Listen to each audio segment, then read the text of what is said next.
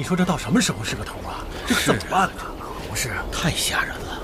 哎，你们看，来了个人。哎，姑娘，这地方可不能乱走啊！这村子啊被诅咒了。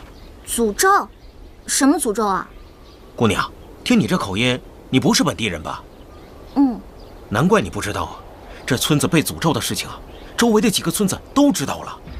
这不，我们几个村子决定派几个人出来，轮流在这里盯着，不让他们任何一个人出来，再感染了别的村子。对，现在都不让进了。对呀，要说这个村子被诅咒的事啊，从几年前就开始了。刚开始的时候呢，他们只是有点牙龈出血，啊，还有点那个口臭，大伙儿也没当回事。可是后来啊，那些被传染的人走路都摇摇晃晃的，眼神痴痴呆呆的，就跟丢了魂似的。再后来，那些人啊，他们就出现了那个耳聋眼瞎，其中有的人，他跟发了疯似的，他自个儿就往那河里跳，可吓人了。是啊，这还有更离奇的呢。这个村子里的猫都会跳舞，走起路来它像跳舞一样，有时候还会倒地、打滚、撒泼。再后来，它就往池塘里跳。直到现在，这个村子里的狗啊、猫啊，反正是牲畜和动物，基本上都死干净了。医学专家指出，汞中毒除了会对肾脏造成伤害，从而导致肾病综合征、哇塞，亲，你换了乐视 TV 超级电视，哎，好厉害哦！这样行了吧？同时，专家还强调，汞中毒引发的肾病，我是让你看画面呢，你没看见上面那些猫啊狗啊的都跟疯了一样？你看，这叫汞中毒，这些狗啊猫啊都像疯了一样往水里跳，这不是诅咒，他们是中毒了，而且很严重。不过尹晴柔，这关你什么事儿？还是绕道走吧。不行，那是上百条人命啊！救人一命胜造七级浮屠，那我不就是造了6、700级？小女子在世有所为有所不为，进去看看。走，谢谢，我知道了。姑娘，你不能进去。放心吧，我不会连累你们的。别，姑娘，姑娘，哎呀，这可怎么办呢？这是。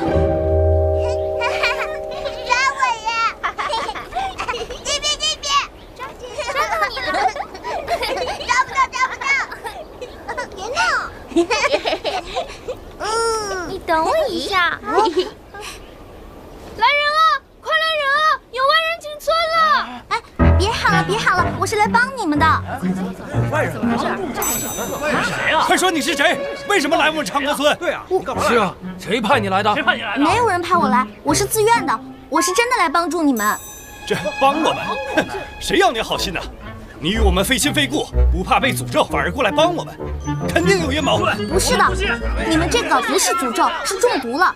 虽然很严重，但是还是能治愈的。请大家相信我，我是真的来帮助你们的。哼，你来帮我们？是来毒死我们的吧？然后一把火把我们长河村给烧了，是不是？这样10里8村就都安全了？不是的，是不是他们那几个村子拿钱雇你来的？不是的啊！这重赏之下，这是必有勇夫啊！我说姑娘，你就不怕出门掉河里？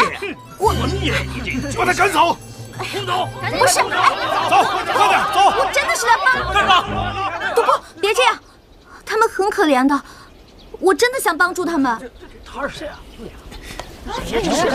咱们别着急，万一他真是来帮咱们的。青柔，听我劝，离开这儿吧。这个村子连最好的医馆都治不好，更何况你一个弱女子。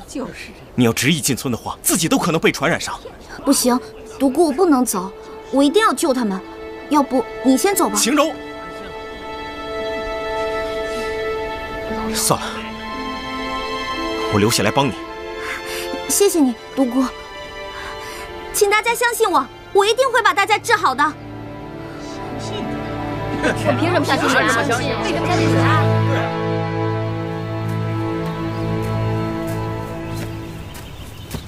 哎呀！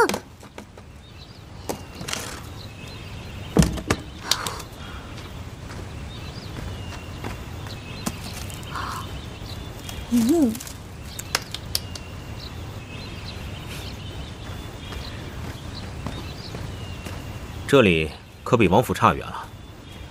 哎，独孤，你怎么突然就出现了？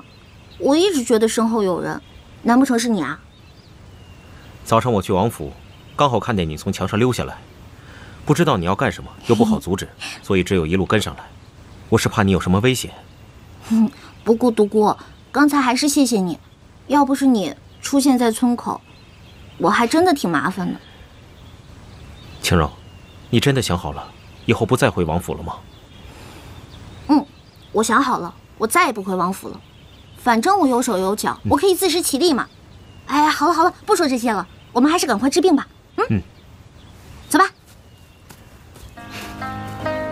请大家相信我，只要按我说的做，10日之内一定会有所好转的。姐姐，你真的能治好我的病吗？我可以和外面的小朋友一起玩了吗？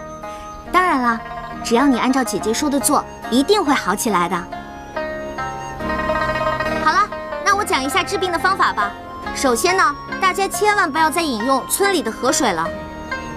如果口渴的话，打上来的水，先在水里面放一些木炭和划开的仙人掌，等沉淀沉淀再喝。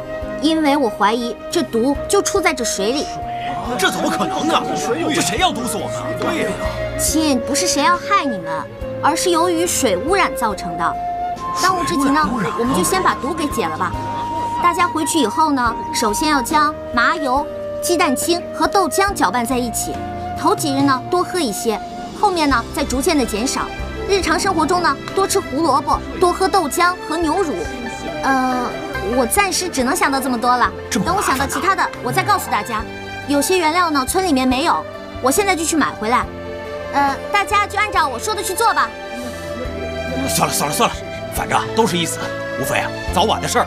哎，看这姑娘倒是挺面善的，不如待会儿让她先试试怎么样？试试，行，那就先试试吧。既然大家相信我，我一定会不负众望的。那我们就相信你了啊！那大家就散了吧。对，准备吧，大伙啊！准备。走。看来还是我去吧。你去干什么呀？你又不知道买什么，你就留下来照顾他们吧。好像某人的钱袋被偷了吧？哎，你知道啊？那你干嘛不帮我抢回来，害得我饿肚子？我也是看到你付账的时候拿不出钱，才想到前面那个人是贼。我也不知道。怎么，生气了？我哪有那么小气啊？我是要给你写你需要买的东西呢。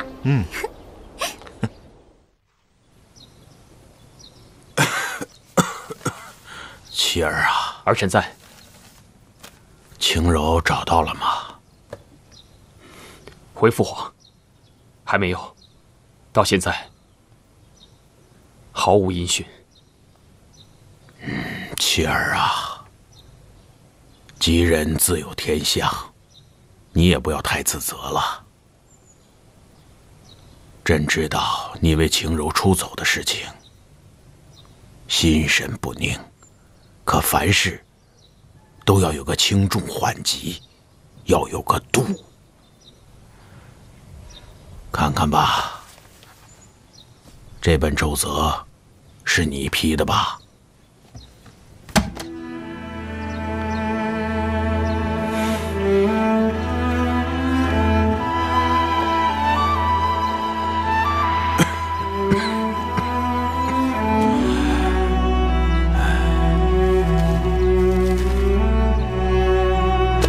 儿臣罪该万死。你是有罪，但不致死。起来吧。谢父皇。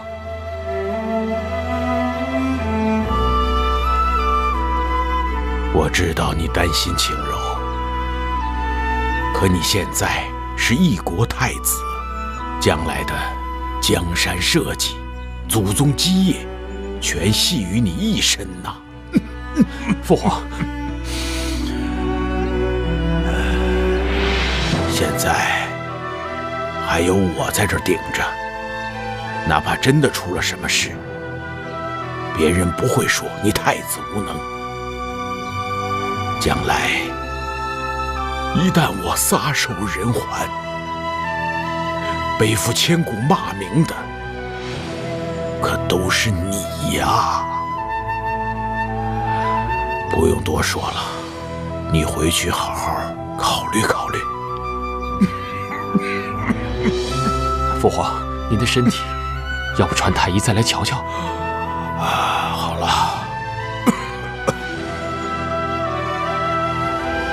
去吧。儿臣告退。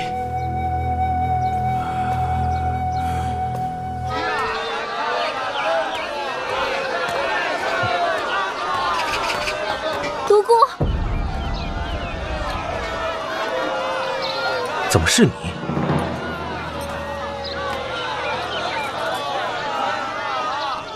还有谁跟你一起来的？啊，你别担心，没有其他人了。王府的人也不知道我过来，只有我一个人。我不想在王府待下去了。独孤，你带双儿走吧，不管去哪儿我都跟着你。就算只吃糠咽菜，我也会一直陪着你，好不好？双儿，你这是何苦呢？你不想待在王府，我可以理解。你想去哪儿，我也愿意送你去。但是，我是不可能带你走的。为什么？是我哪儿做的不好吗？那你告诉我，我改好不好？这不是好不好的问题，我已经跟你说得很明白了。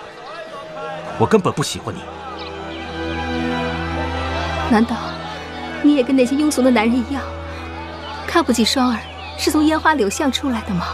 双儿，我从来没有嫌弃过你的出身，更没有看不起你过。话已至此，我也不想多说什么了。如果你想离开王府，我会安排人给你准备好，让你衣食无忧，不再让你为银两而发愁。但是，我绝对不可能带你走。我不要，我不要，我只要跟你在一起，我只要跟你在一起。真是胡闹！为什么我孔双双总是被拒绝？为什么我就得不到男人的宠爱呢？老天，你为什么要这样对我？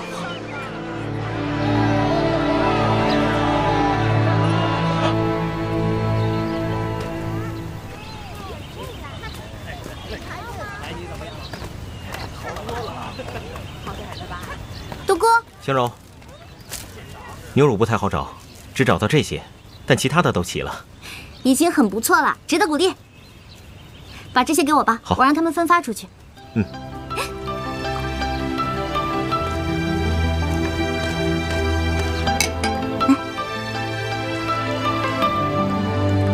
千万不要再喝井里的水了啊！谢谢。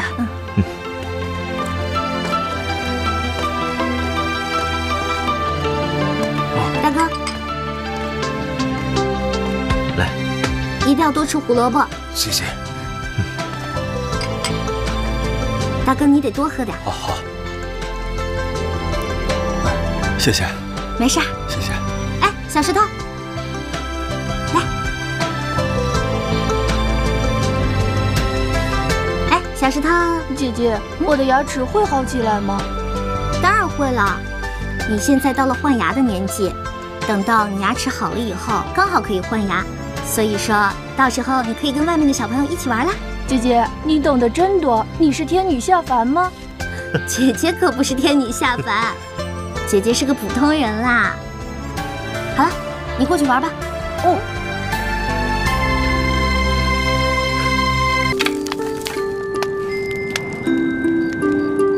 对了，青柔，他们今天能遇到你，真是很幸运。为什么你每次都能给人带来好运呢？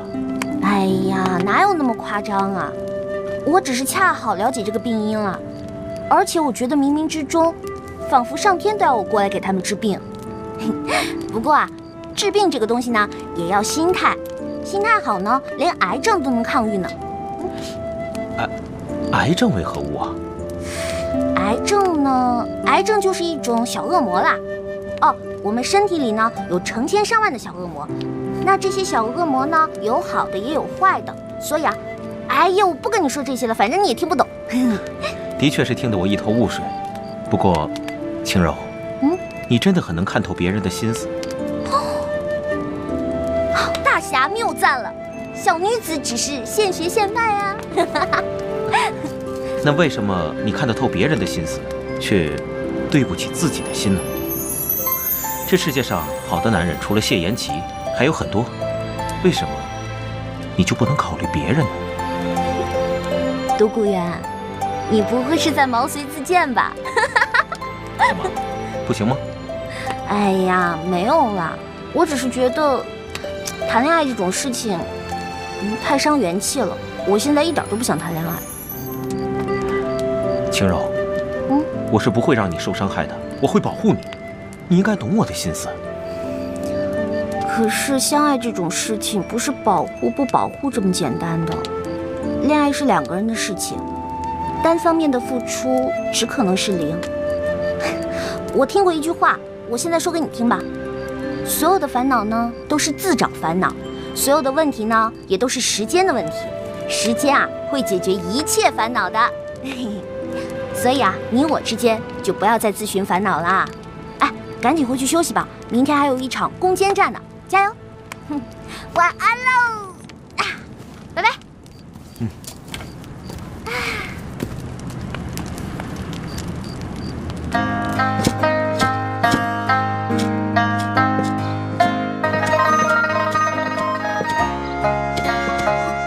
晴柔姑娘，晴柔姑娘，晴柔姑娘，你看看我的牙，是不是好多了？晴柔姑娘，你看我那也比以前好多了。还有咱家那老伴儿啊，那嘴他也不臭了。我代表全村的人，真的好好感谢你啊！谢谢你啊！哎，你看当初我们对你……没关系的，你看你们现在不都好多了吗？我就放心了。再说这才几天啊，你们就都有所好转，再坚持下去，我相信一定会痊愈的。我们相信，晴柔姑娘，真的好好谢谢你啊！你可是我们的大恩人呐！没关系，谢谢啊！晴柔，你真的很有办法，村民们都好得差不多了。也不全是我的功劳，我以前听过一句话，叫做帮助别人，快乐自己。一开始我还觉得是哪个闲人闲着没事儿写的这句话呢，现在想来很有道理。看到他们有所好转，我心里真的很开心。哎，对了，就像是那样，你送了我一朵玫瑰，然后你手里还有玫瑰的香味儿。你是在暗示我可以送你鲜花吗？就是阿广说的你们的那种习俗。阿广连这个都告诉你了，他还真能聊。说起阿广，也不知道他现在怎么样了。你放心吧，阿广一定过得很好的。哎，别哭了，别哭了。哎，你折腾啥呢呀？孩子刚睡又醒了。来，娘，我没有。你看他都尿了我一身。不，哎，你听，其实那就是生活的声音和味道。啊？什么？我啊，就是觉得他们这样的生活其实也挺好的，没有那么多复杂，也没有那么多阴谋，每天只想着柴米油盐、吃饱穿暖的问题就够了。其实，他们也有他们的烦恼。真正的世外桃源是没有的，穷人有穷人的忧心，富人有富人的烦恼，一切皆是有代价的。独孤，你说你又有才华又有钱，武功又高，然后还懂医术，就你这样的人还会有烦恼吗？那你的梦想是什么呀？就是如果没有世外桃源的话，那你想象中的生活会是什么样的？我有一个也许一辈子都无法实现的梦想，喜欢一个不知道何时才会属于我的姑娘，但我会继续追求，因为和她在一起的日子就是我想过的日子。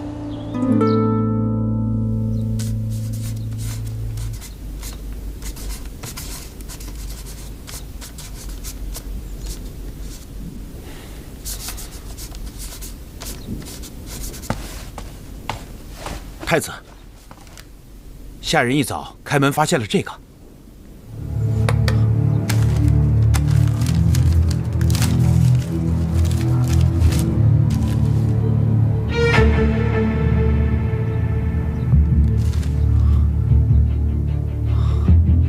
顾不得那么多了，就算是虎穴，要闯上一闯。那属下去通知尹浩，带人一起去吧。不用，这信上说，只要我一人去便可。我怕，倘若对方真的是绑匪，带了人去，反而会害了青柔。可是，你放心，本王自有分寸。好，李章，你去找一下独孤。独孤先生来无影去无踪，属下也多日没有见到他了。唉，罢了。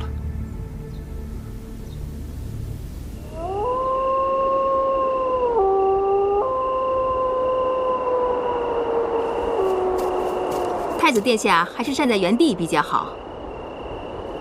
青柔呢？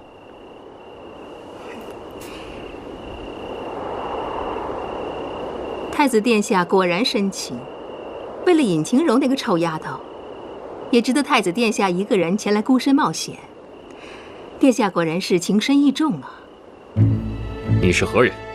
晴柔为何在你手上？谁说尹晴柔在我手上？那你要本王来做什么？要你来是要告诉你，尹晴柔虽然不在我手上，但是我却知道她现在在哪儿，又与何人在一起。那你快说，她在哪儿？与何人在一起？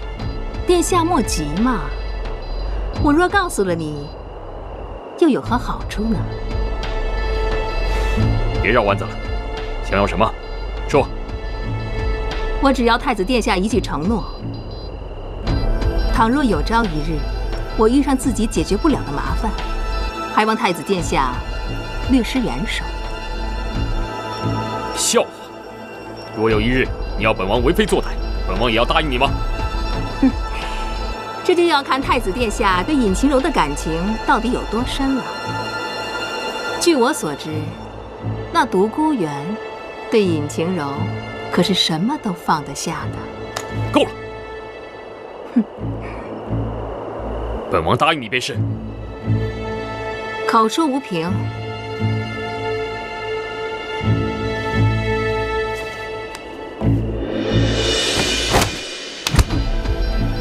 倘若他日有难，拿着这块玉佩来找我，本王必一诺千金。如此，那我就先谢过太子殿下。现在可以说了吧？晴柔在哪儿？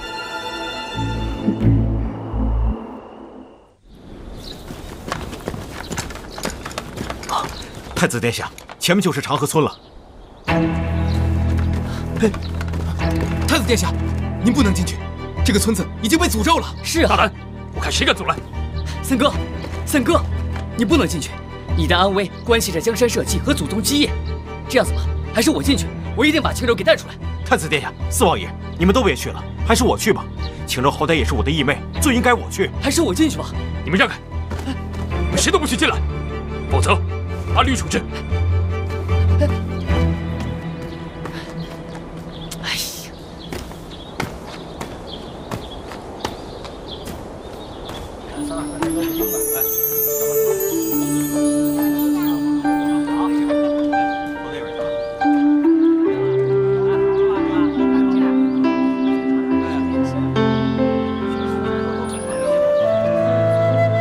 晴柔，如你所愿，本太子亲自接你回去，你还不快快谢恩？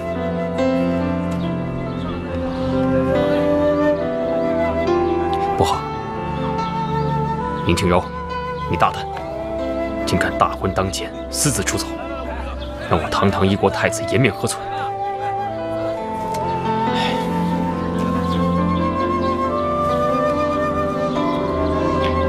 晴柔，我知道你是有苦衷的，我不怪你。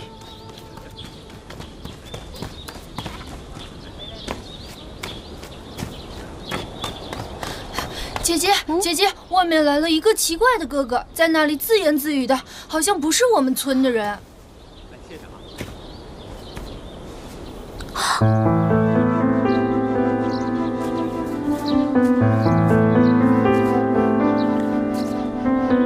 你这些天是怎么过的？可染病了？你这么怕染病，那你赶紧回去吧。我心里怎么想的你很清楚，我为何而来，你也很清楚。晴柔，你不觉得你欠我一个合理的解释吗？难道我连一句后会有期也不配听到吗？你说的没错，是我配不上你。那些繁文缛节我都不会，他们也肯定会笑话，当朝太子会捡一个野丫头做太子妃的，而且我们的矛盾会越来越多，感情也会越来越淡。其实有些时候也不用说再见的，遗忘是给彼此最好的纪念。你刚开始的时候有可能会伤心，也许偶尔会想起我，但时间久了，你就会淡忘我的。然后你还会找一个跟你门当户对的女子。也许门当户对对你来说很难，但是你要用心找，你肯定还是找得到的。她一定会比我贤良，又比我更理解你。谢言启，你虽然是个冰块脸，有些时候又爱记仇，又有点小心眼，但是你肯定是一个好太子，以后也肯定是一个好皇上的，所以你还是想清楚。我记得某人曾经说过，再多美好的未来，也比不上一个温暖的现在。我谢言启不想找什么门当户对的女子，我想找的人，她就在我眼前。我在乎她，我相信她也一定在乎我。虽然我不知道她为什么偷偷离开我，但我知道，绝不是她配不上我，而是她心中也有苦衷，只是她不说。而我呢，我也不会强求，我会等到她愿意与我诉说的那一天。晴柔姑娘，晴柔姑娘，你快去帮一下我们家小草吧。不知道为什么，她的牙齿又变得松动的厉害。之前那位先生去买东西又不在，所以我只好来找你。行，我现在跟你去看看，走。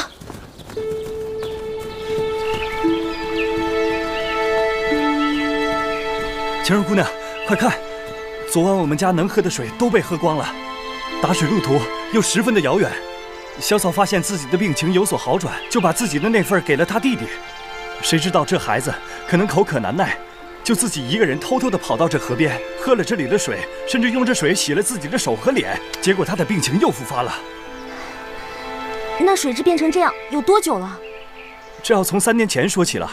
那个时候有人发现这山上有什么矿井，就有人在这里开采，后来来采的人越来越多，甚至有些人就地引火冶炼，一些稀奇古怪的玩意儿。从那个之后，这河水就再也不清澈了。原来如此，可是我也没有什么好的办法呀，只能通过木炭和仙人掌来净化水源。哎，如果能让水从木炭上流过的话，那样效果就会大大增加了。可是如果把木炭直接丢到水里，这也不太现实啊，况且也没有那么多木炭啊。可以用竹筒，把竹筒劈开，里边固定好烧好的优质炭，再把一个个竹筒衔接好，放在水流经过的地方，让水流通过竹筒流过，这样就是净化水了。哎呀，你太聪明了！哎，对了，你们这里有没有什么铜盆、铁盆的？然后全部把它们砸碎，砸得越细小越好，然后全部丢到水里，这样也可以净化水源的。晴柔姑娘，你说的这些东西，别说我们没有，就是有的话，我们也舍不得给你啊，因为这东西都是些稀罕之物。哎呀，那可怎么办啊？你先别急，我去想办法。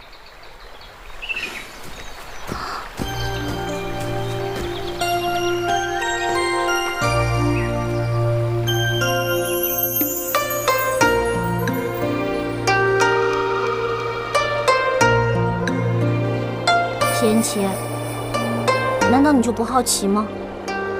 我为什么会知道那些方法来净化水源？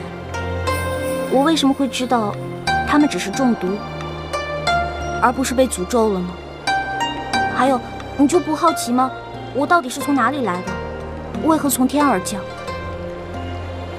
若是以前，我会好奇的，我会想知道你为何如此不懂规矩，还不懂礼貌。包括那日你从天而降的时候，我的确怀疑过你的来历，怀疑过你为何如此与众不同。可现在，我对这些都不在意了，因为在你出现之前5年多的日子里，我一直纠结于过去的情感之中，难以自拔。可自从遇到了你，我发现，我生活中每一天都是不同的，每一天都对未来充满了期待，生活也变得丰富多彩。若是在以前，你的身世对我来说是很重要的，但从今以后，我不会再想知道，因为你就是你，你就是原本的桑王妃，你就是现在的太子妃。情感这东西很玄妙的，该来的总会来，在对的时间遇到对的人。我想，也许我们就是对的人。你从天而降的那一刻，也许就是我们最正确的时间。佛经里不是说过吗？前世的500次回眸，才换回今天一次擦肩而过的缘分。我可以不相信宿命，但我不能对我自己心里的声音置若罔闻呐。轻柔，我希望你也能给自己一次机会，听听自己心里的声音之后，再做决定。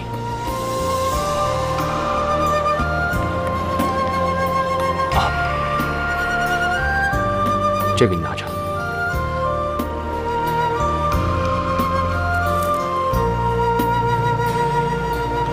倘若你愿意与我一同回去，明早就把它挂在你屋子前面的树上。倘若你不愿意，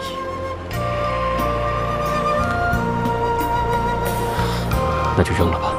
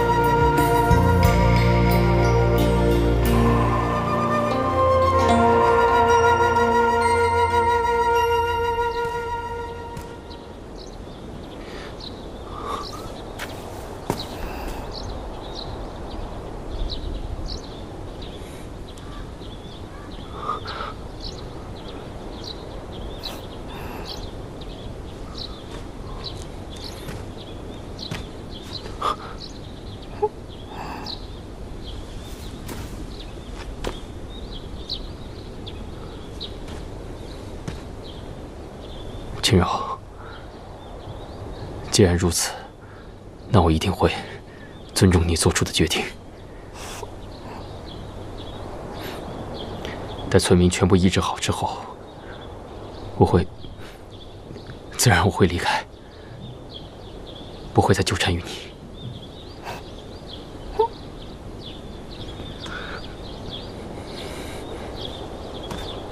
那个谁，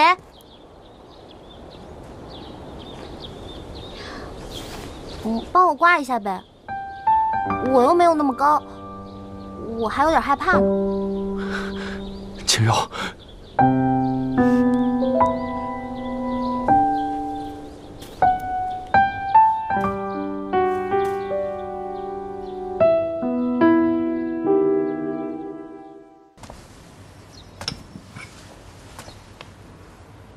姑娘身子好一些了吗？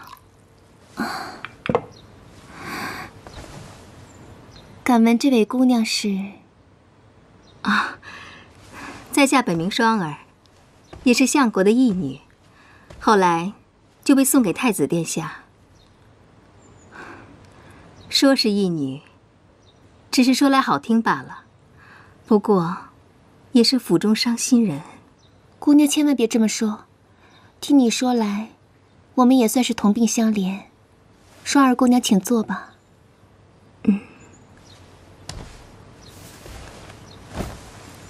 听姑娘说同病相怜，姑娘何出此言呢？姑娘之前的遭遇，我也听说了一些，也是为姑娘掬了一把泪啊。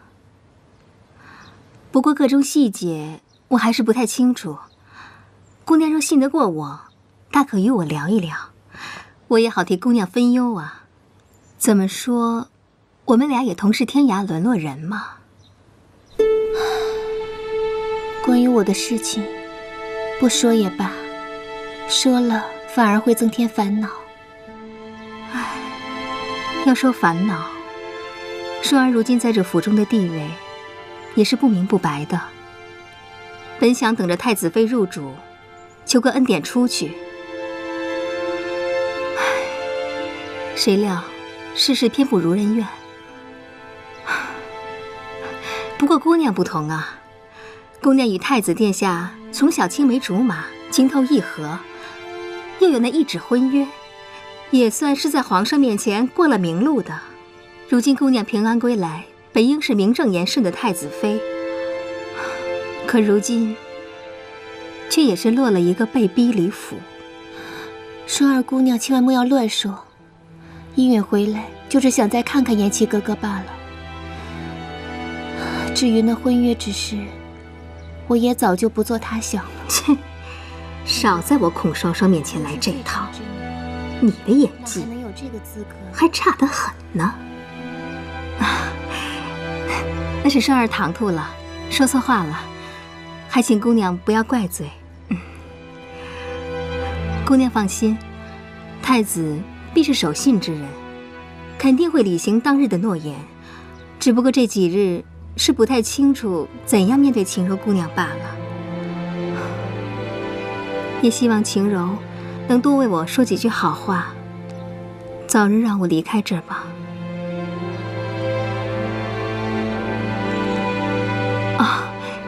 说了这么半天的话，姑娘累了吧？慕容姑娘，你好好休息吧。双儿先告退了，咱们改日再叙。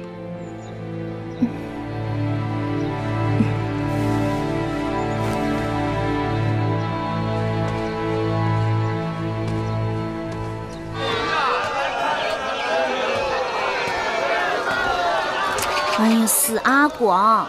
我又不是3岁小孩了，还拿这个哄我。这个你不喜欢？那你看看这些，有你喜欢的吗？独孤远，你什么时候回来的？你和太子回来的第2天我就回来了。那你为什么不回王府啊？你是还在生我的气对吗？即使像我这样的人，看到你们在一起，也不可能做到心如止水。所以我想，还是等我能平静地面对你们的时候，再来见你。那你现在是放下了？啊，我听说那个慕容依允是太子的青梅竹马。现在全京城的人都知道我这个太子妃是第3者了。第3者？哎呀，算了，说了你也不懂。我现在快烦死了，我都不知道该怎么办才好。晴柔，你可以有什么事情都跟我讲。其实也没什么，就是那天我去找慕容依允说话，没说2句话他就晕了，第2天他就要离家出走。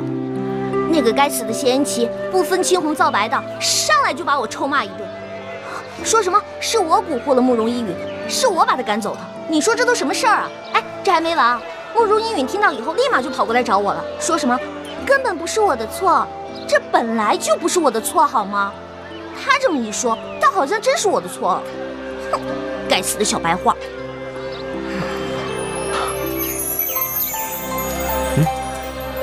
干什么？你不是要小白花吗？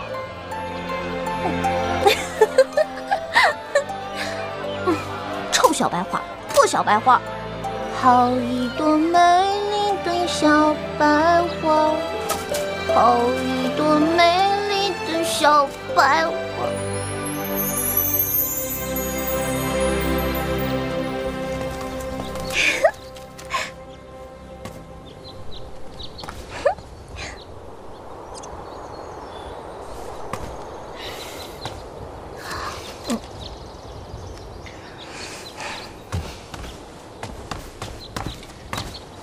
独孤，你何时回来的？啊，刚刚回来。晴柔，记着，有什么不开心的，随时来找我。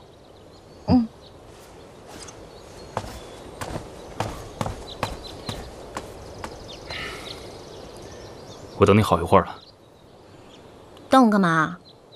哟，是怕我去找慕容姑娘吗？你放心，现在给我100个胆子，我都不会去找她的。我不是这个意思。我是想说，昨日有些过于急躁，语气偏重，希望你别多想。我应当相信你的。哟，您这是在跟我道歉吗？哎呦，小的可不敢，一定是听差了。太子爷，您辛苦了，小的呀就告退了。晴柔，现在不是说气话的时候，你也知道我不是这个意思。那你什么意思啊？我与那慕容依雨虽曾有过婚约，但都是很久以前的事了，我们就不要再提了。毕竟我魏国门的王妃是你尹晴柔，我心中也只有你一个人。你放心，待她痊愈之后，我会好好找她谈谈，看看她日后作何打算。无论如何，我都会尽全力帮助她，起码让她日后不愁吃穿。这样一来，我也算做到善始善终了。其实，我觉得你们真的应该好好谈谈，谈谈这5年内究竟发生了什么，谈谈这5年前他为什么不辞而别。等到真相大白了，你也了却了一桩心事。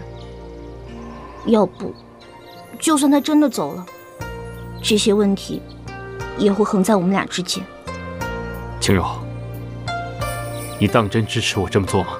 当然了，难不成你认为我是那种很无情、很冷酷、很无理取闹的人吗？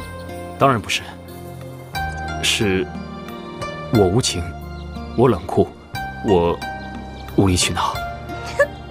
哟，你还挺上道的。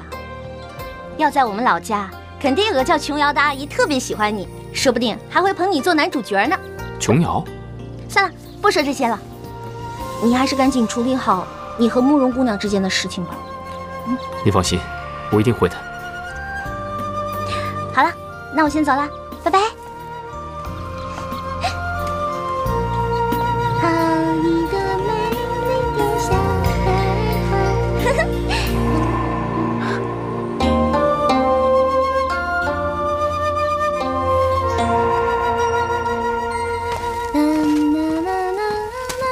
小姐，哎，喜儿，帮我拿个花瓶过来，我要把这些小白花插上。好一朵美丽的小白花，好一朵美丽的小姐，慕容姑娘差人来过好几回了，让你到花园里去。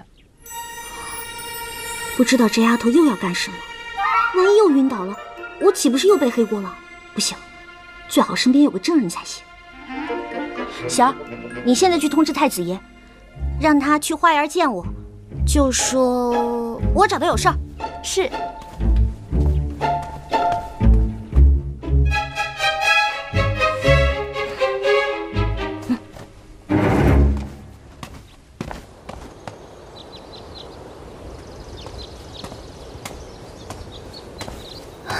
尹姑娘，你来了。停！请稍等片刻，我们还有一位 VIP 贵宾呢。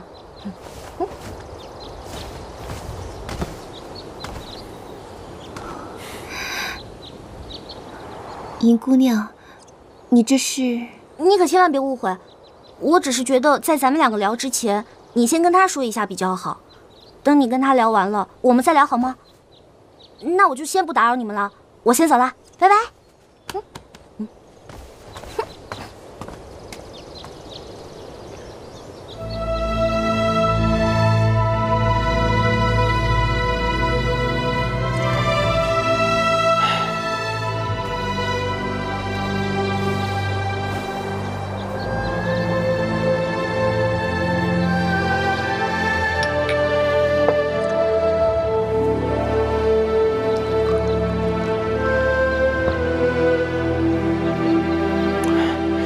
依云，自从5年前事发，我寻遍了天南海北，也寻不到你的踪迹。这些年，你究竟去了何处啊？当年，朝廷宣判我爹谋反之罪，可我爹为人忠厚，为朝廷忠心耿耿数10载。他是绝对不会做出如此大逆不道之事。当年，我也觉得慕容一家谋反之案颇有蹊跷，自那日判决之后，我一边寻找你的踪迹，一边暗中调查慕容一家谋反之事。唉，说来惭愧啊，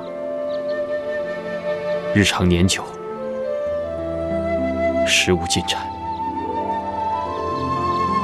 还有，当年你慕容一家女丁皆为奴仆，为何唯有你一人的名字不见在册？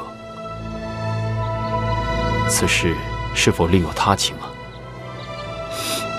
当年我慕容家被抄家时，我爹惨死，众家丁皆流放边疆，我与母亲等女眷也都沦为奴仆。就在我收拾行装之际，突然来了一伙蒙面人，将我强掳了去，把我囚禁在西苑的一处别院当中，一关就是5年。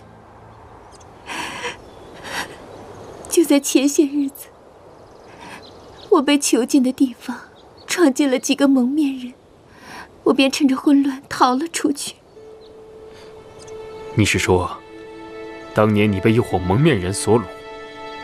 是。你可还记得这伙人当中，身上是否有些明显的特征？他们将我囚禁的这几年，一日3餐均从门缝投入，依云不曾与他们见过。只是什么？我曾与一人无意中交谈，他是京城口音。京城口音？你可还记得你被囚禁之地？大致方位还曾记得，位于京城的西郊。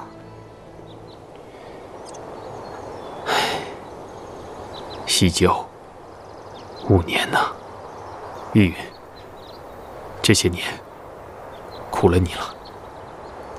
燕琪哥哥，你可曾知道我母亲的下落？这，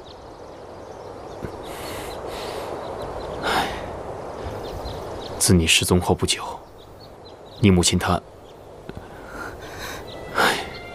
就归天了。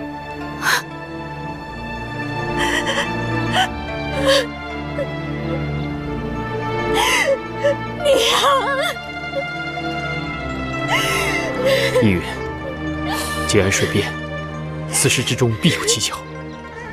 待我仔细查明真相之后，我必给你一个交代。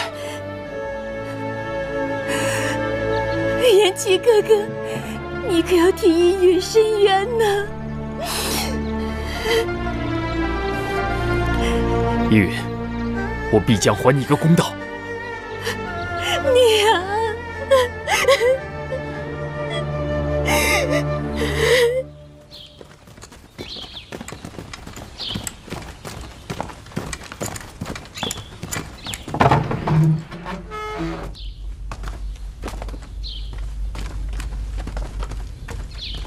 启禀太子殿下，属下带人赶到时，已是空无一人。可知此处为何人所住？启禀太子，此宅荒废多年，名册上并未记载归属何人。太子，我等勘察此地，除了打斗痕迹，再无任何线索。叶浩猜测，定是有人怕走漏风声，故意而为之的。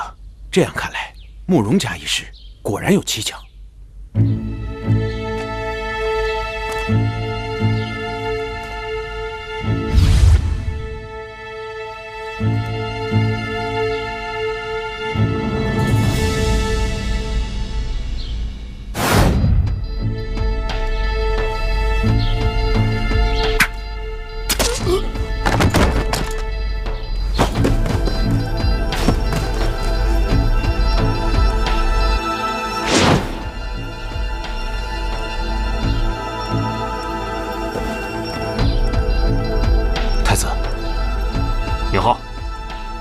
一定彻查此事，不可放过任何可疑之人。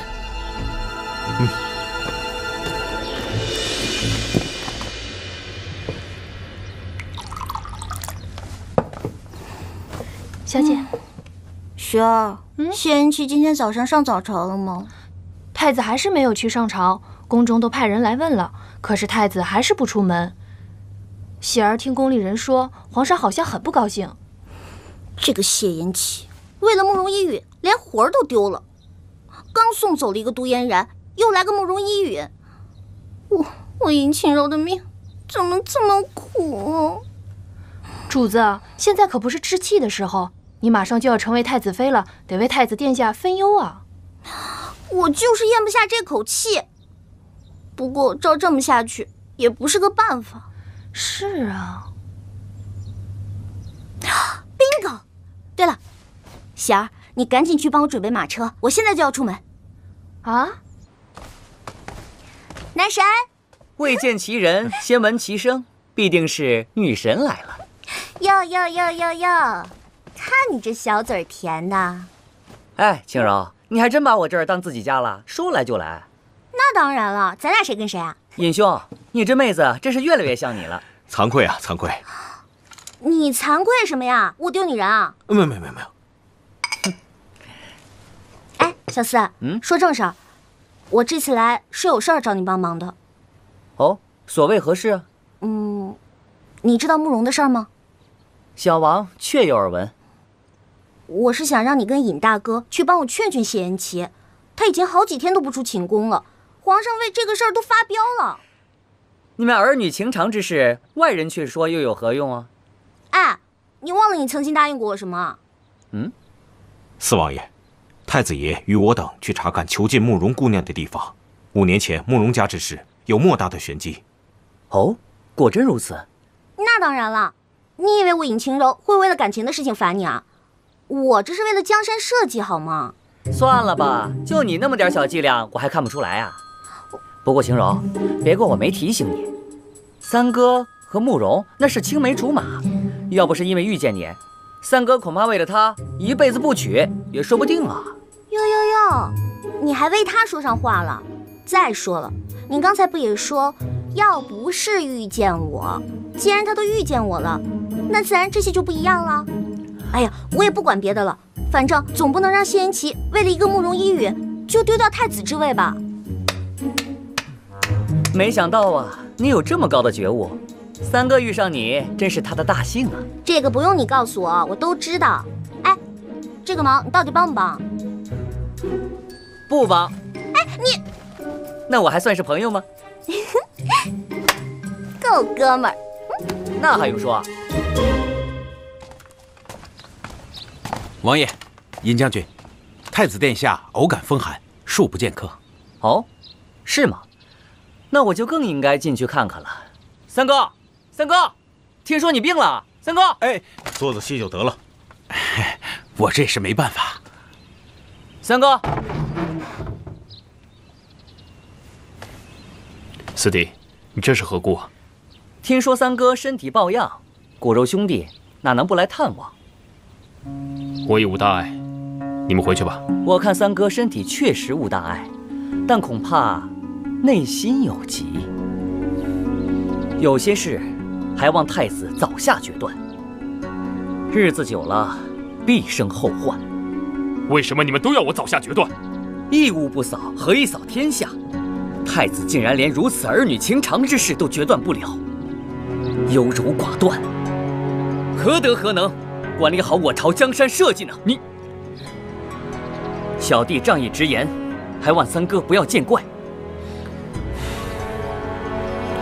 本王只是不想辜负任何人，不想任何人为我伤心罢了。哦，真是笑话！没想到太子竟然是如此软弱之人，真是让我大失所望。小弟告退。难道我谢延琪真是如此不堪之人吗？李长，在，进宫。是。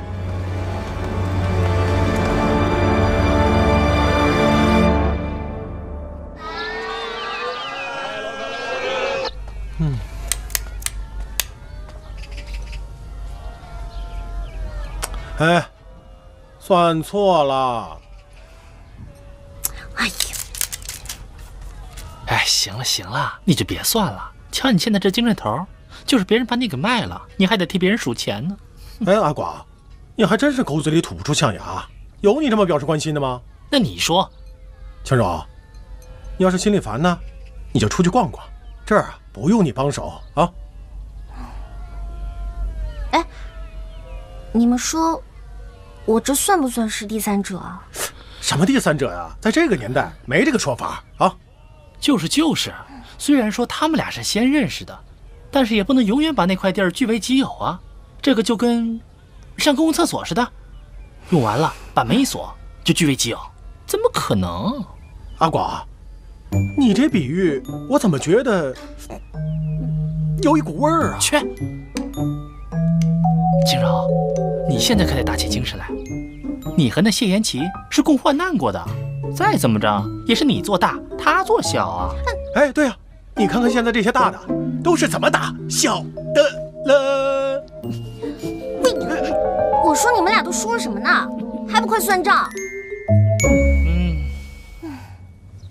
慕容姑娘，身子可好一些了吗？多谢双儿姑娘，依允的身子已无大碍了。那就好，双儿熬了一些参茶，给姑娘补补身子。多谢双儿姑娘。慕容这次来到太子府上，府内上下看到依允都是一副敬而远之的模样，真是寒心。可是唯有双儿姑娘对依允关爱有加，慕容实在不知该如何报答。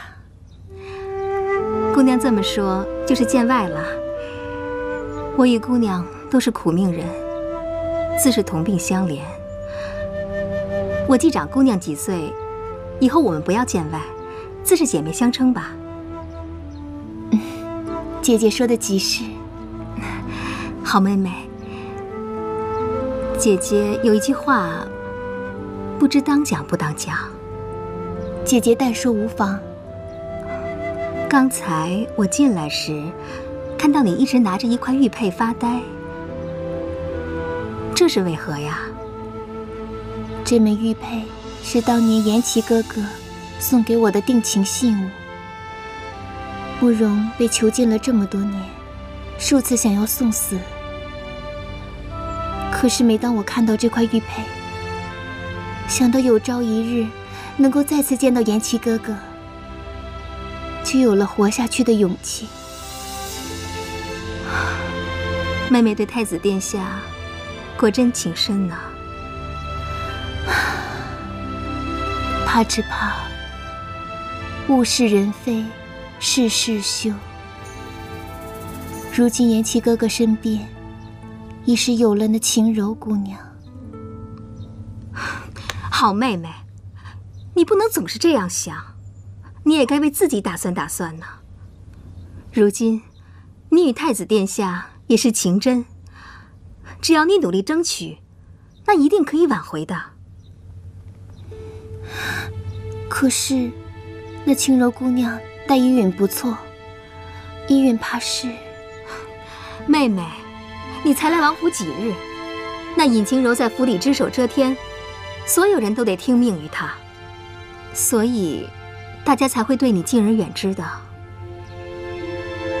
哎，如今在这府中，姐姐也是苟延残喘。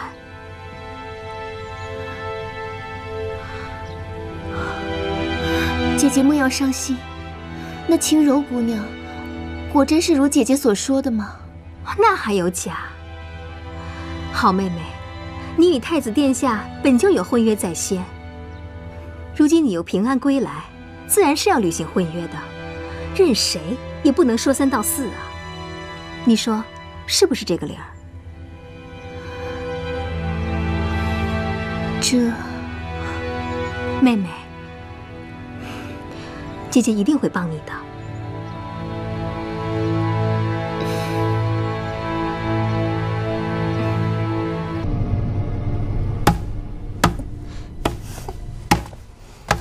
晴柔，你怎么来了？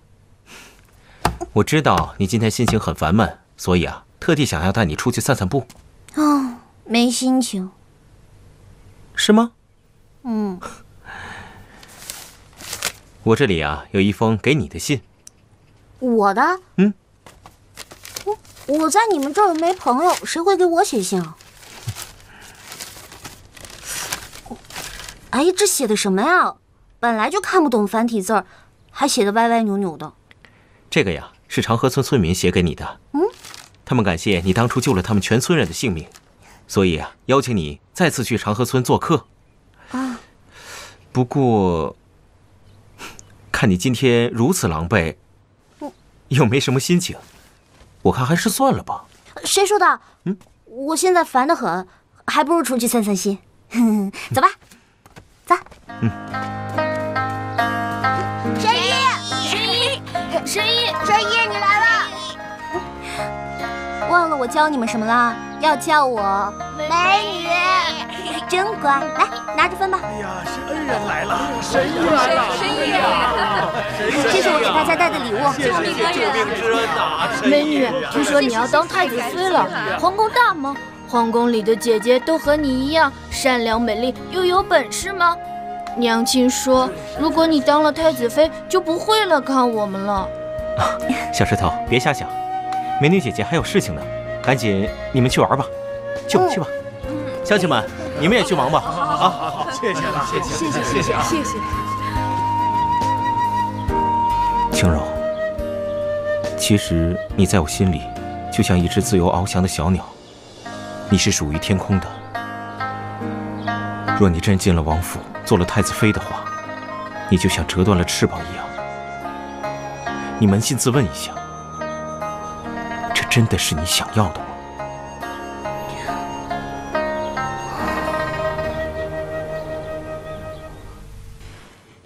皇上，你在为何事而忧心呢？你看，妻儿近日监国，处理政事不周，众大臣都纷纷上书，谈及他的不是。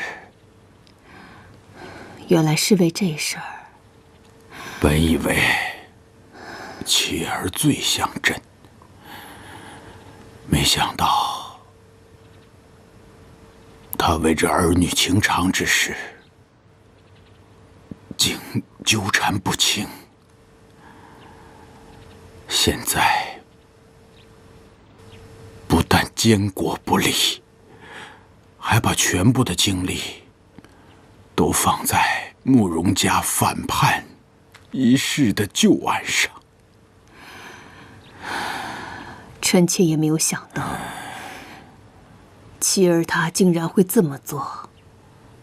太年轻了，唉，做事不知分寸。皇上，来人呐！传太医！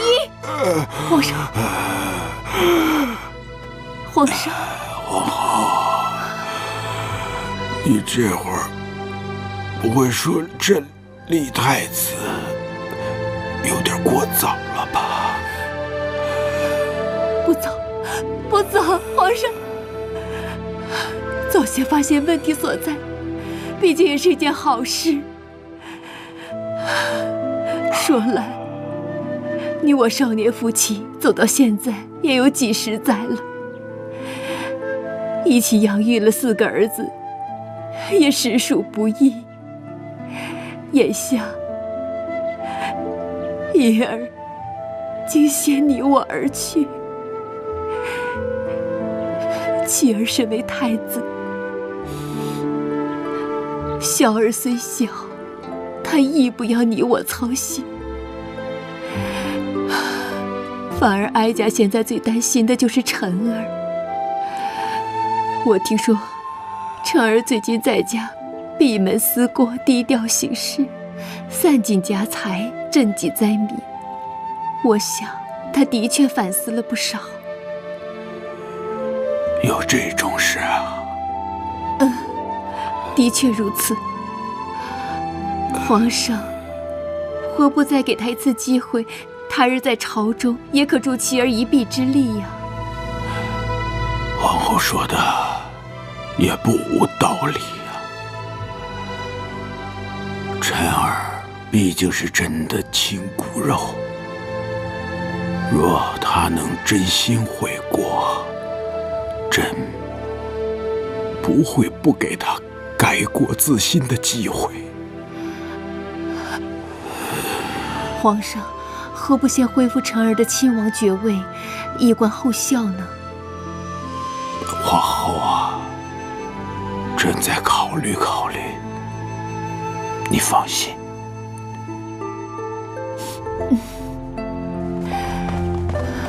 娘娘，太医来了。皇后娘娘。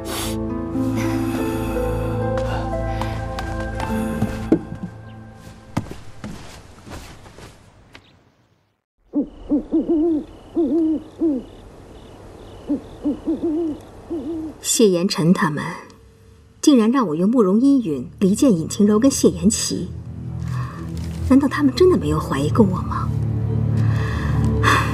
不错，我是恨尹晴柔，不想让她得偿所愿嫁给谢言齐。但是，若是真的离间了尹晴柔跟谢言齐，那又怎么样呢？尹晴柔到最后还是会与我心上人一起双宿双飞的，那该如何是好啊？到时候我就一点机会也没有了。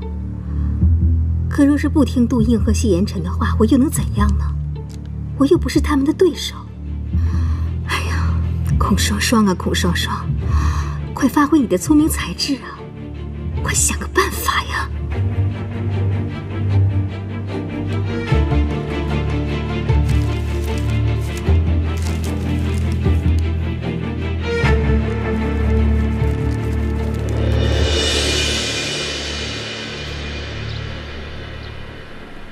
朕今日来是有要事宣布。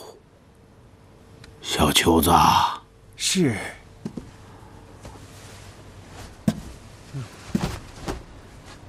奉天承运，皇帝诏曰：即日起恢复二皇子凌晨王之封号，进御书房，协同太子处理朝政。钦此。此事不同，怎能这样？这是好事。皇上，臣以为此举万万不可。哦，为何？天无二日，国无二主。皇上，您既已令太子监国，若再让其他王爷参与政事，实乃混乱朝纲之举啊！放肆！你竟敢这么跟皇上说话！无碍无碍，爱卿直抒胸臆，朕十分欣赏。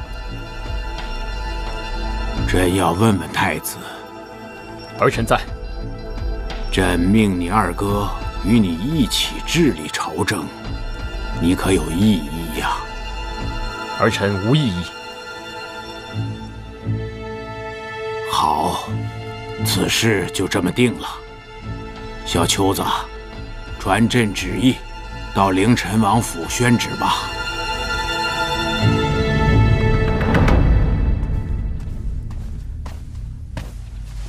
儿臣参见母后。是臣儿啊，多日不见，母后甚是挂念呢。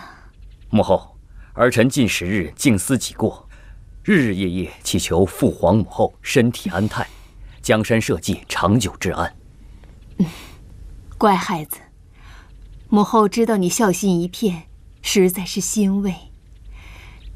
你本无大错，你父皇恢复你的封号，你可要珍惜呀。是，儿臣记下了。今日来，儿臣就是谢谢母后，谢母后为臣儿所做的一切。相国告诉你的吧？哦，是。罢了，你既已知晓，就更应该尽心竭力地为朝廷做事才对。儿臣谨遵教诲。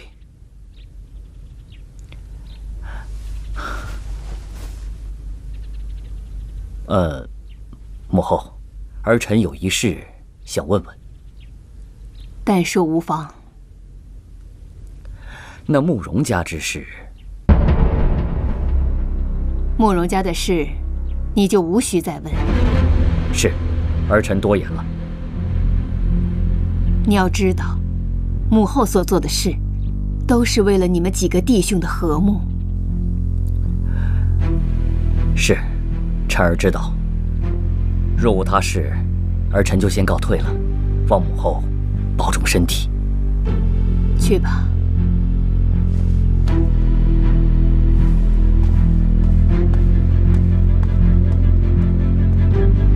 慕容家的事，我绝不后悔。凡是毁我江山社稷之事，我定不会饶恕。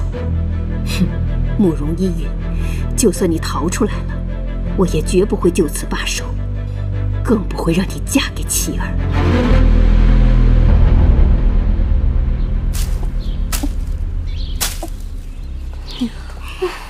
人家原配都回来了，也不知道是谁赖在这儿不走，这叫什么事儿啊？这不就是第三者插足吗？你说这到了古代，某些人也还是个做第三者的命，简直让人笑掉大牙。这不就是自己打自己的脸吗？哎，我记得之前某些人一直说最讨厌第三者什么的，如今呢？可悲呀，这不就是山水轮流转，你不转，我转呢？孔双双，你不用在这说风凉话，我从来没有做过违心的事儿。对，这人呐就得要脸，不能做了那啥，还得立牌坊，对吧？哎，孔双双，我是不想把你那些乱七八糟的事儿抖出来，你那些烂事儿比老太太的裹脚布还要烂还要臭。我告诉你，你要把我逼急了，我把你的事儿全抖出来，臭掉整条大街。你哼！行，你等着，我让你煮熟的鸭子嘴硬。